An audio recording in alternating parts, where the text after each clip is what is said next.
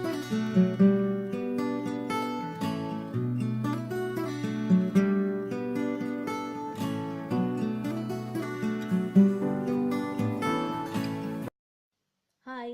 ഇന്നത്തെ റെസിപ്പി എന്ന് പറയുന്നത് നല്ല നാടനായിട്ടുള്ള ഒരു തേങ്ങാ ചമ്മന്തിയാണ്.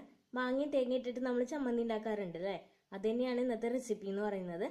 ജിനുവസ് പിള്ളை എന്ന് പറയുന്ന എൻ്റെ ഒരു സബ്സ്ക്രൈബറുടെ റിക്വസ്റ്റ് പ്രകാരമാണ് ഞാൻ ഇന്ന് തേങ്ങാ ചമ്മന്തിയായിട്ട് വന്നേക്കുന്നത്. അപ്പോൾ ഇതെല്ലാവരും ഒന്ന് ട്രൈ ചെയ്ത് നോക്കുന്നത് തന്നെ ഞാൻ വിശ്വസിക്കുകയാണ്. അപ്പോൾ നമുക്കിത് എങ്ങനെയാണ് ഉണ്ടാക്കാമെന്നൊന്ന് നോക്കിയിട്ട് വരാം. നമ്മുടെ ചമ്മന്തി ഉണ്ടാക്കാൻ വേണ്ടിയിട്ട് ഞാനിപ്പോൾ ഒരു ജാറിൽ ഒരു 1/2 ഗ്ലാസ് തേങ്ങ എടുത്തിട്ടുണ്ട്. ഇനി ഇതിലേക്ക് ഞാൻ ഇട്ട് കൊടുക്കാൻ പോകുന്നത് ഉപ്പാണ്. ഉപ്പ് പാകത്തിന് ഇട്ട് കൊടുക്കാൻ ഞാൻ ഒരു 1/4 ടീസ്പൂണിനേക്കാളും താഴെ ഉപ്പ് ഇട്ട് കൊടുക്കുകയാണ്.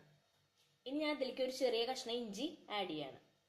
ഇനി ഇതിലേക്ക് ഒരു കഷ്ണം പച്ചമാങ്ങ ഇട്ട് കൊടുക്കണം. എൻ്റെ കണ്ടോ അത്ര പുളിയൊന്നും ഇല്ലാത്ത മാങ്ങയാണ് കിട്ടിയിരിക്കുന്നത്. അതുകൊണ്ട് ഞാൻ ഈ മാങ്ങ ഇട്ട് കൊടുക്കുന്നുണ്ട്. അതിന് പകരം പുളിയാണ് ആഡ് ചെയ്യണത്. അപ്പം മാങ്ങയ്ക്ക് പകരം നമുക്ക് വേണമെങ്കിൽ ഈ വാളംപുളി ആഡ് ചെയ്ത് കൊടുക്കാം. അപ്പം നിങ്ങളുടെ കയ്യിൽ നല്ല പുളിയുള്ള മാങ്ങ ഉണ്ടെന്നുണ്ടെങ്കിൽ മാങ്ങ ഇട്ടാൽ മതി. ഇനി ഞാൻ ഇതിലേക്ക് ആഡ് ചെയ്യാൻ പോകുന്നത് മുളക് പൊടിയാണ്. നിങ്ങൾക്ക് വേണമെങ്കിൽ മുളക് പൊടിക്ക് പകരമായിട്ട് പച്ചമുളക് ഇട്ട് കൊടുക്കാം. അതും അല്ലെന്നുണ്ടെങ്കിൽ ഉണക്കമുളകും ആഡ് ചെയ്യാം. ഉണക്കമുളകാണ് ആഡ് ചെയ്യുന്നതെന്നുണ്ടെങ്കിൽ അത് ജസ്റ്റ് ഒന്ന് വറുത്തതിന് ശേഷം ആഡ് ചെയ്യാം. ഇനി നമുക്ക് നന്നായിട്ടൊന്ന് അരച്ചെടുക്കണം. വെള്ളം ഒന്ന് ആഡ് ചെയ്യേണ്ട തന്നെ നമുക്ക് ജസ്റ്റ് ഒന്ന് അരച്ചെടുക്കാം. ഇപ്പൊ നമ്മളിത് നന്നായിട്ട് അരച്ചെടുത്തിട്ടുണ്ട്, കണ്ടോ? ഇനി നമുക്ക് ഇതിലേക്ക് ആഡ് ചെയ്യേണ്ടത് ഒരു ചെറിയ കഷ്ണം ഉള്ളിയാണ്. ഞാൻ ഒരു ചെറുള്ളി എടുത്തിട്ടുണ്ട്.